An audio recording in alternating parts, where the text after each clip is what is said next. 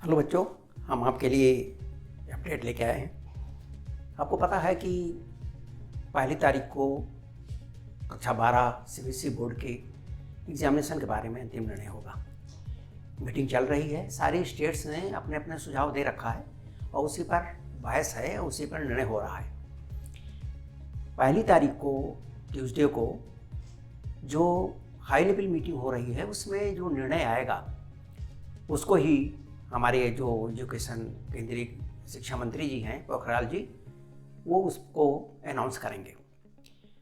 ज़्यादा संभावना यही है और ये विश्वास है कि वो यानी जो डेट है और जो पैटर्न है दोनों को अनाउंस करेंगे। चर्चा में आती है कि ये जो परीक्षा है, कुछ कहते हैं कि जून में होगी। क्या जून में परीक्षा होने का कोई सवाल नहीं है, क्योंकि जितनी भी स्टेट्स हैं उन्होंने जो अपने विचार दिए हैं, जो सुझाव दिए हैं, उसमें किसी ने जून का जिक्र नहीं किया। सब ने मिड जुलाई और फिर उधर 20-25 अगस्त तक की चर्चा की है।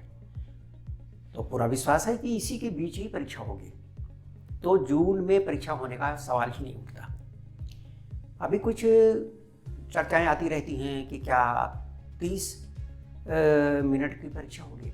भाई 30 मिनट में तो कोई परीक्षा हो नहीं सकती, संभव भी नहीं है। तो परीक्षा जब भी होगी तो जैसा नया पैटर्न लोगों ने सुझाया है, सारे स्टेट्स ने, सेक्रेटरीज ने, कि 1.5 घंटे यानी 90 मिनट की परीक्षा हो और 60 आंसर टाइप के क्वेश्चंस हों, तो पूरी उम्मीद है यही पैटर्न होगा। कुछ जो हमारे पिटीशंस दायर हैं सुप्रीम कोर्ट में, उस पर भी जो बहस है उसकी हियरिंग सोमवार को 31 को होगी 11 बजे।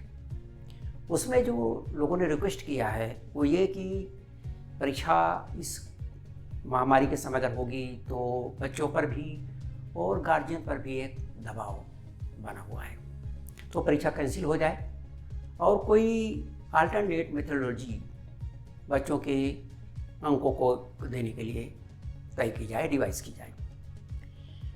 लेकिन ये 31 तारीख को अब देखिए सुप्रीम कोर्ट क्या निर्णय करता है। लेकिन पहली तारीख को जब खुद एजुकेशन विभाग इस पर निर्णय लेने जा रहा है तो मुझे लगता नहीं कि सुप्रीम कोर्ट इसमें कोई अलग से दखल देगा। रही बात इसकी कि ये जो हमारे एजुकेशन के जो मिनिस्टर हैं पोखरियाल जी, उनका कहना ये है कि हमारे लिए स्टूडेंट्स की सेफ्टी और उनका करियर, उनका फ्यूचर दोनों बहुत ही महत्वपूर्ण है। इसलिए इनके साथ कहीं भी समझौता नहीं होगा, यानी सुरक्षा का भी ध्यान रखा जाएगा और उनके फ्यूचर के लिए भी जो उचित होगा वो किया जाएगा।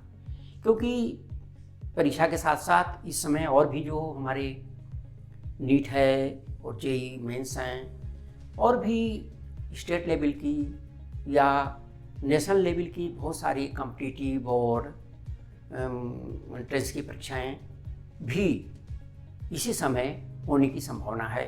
वो लोग भी जल्दी कराना चाहते हैं और इसलिए जो पहली तारीख को मीटिंग हो रही है इसमें वो सारी परीक्षाओं के बारे में भी निर्णय हो जाएगा।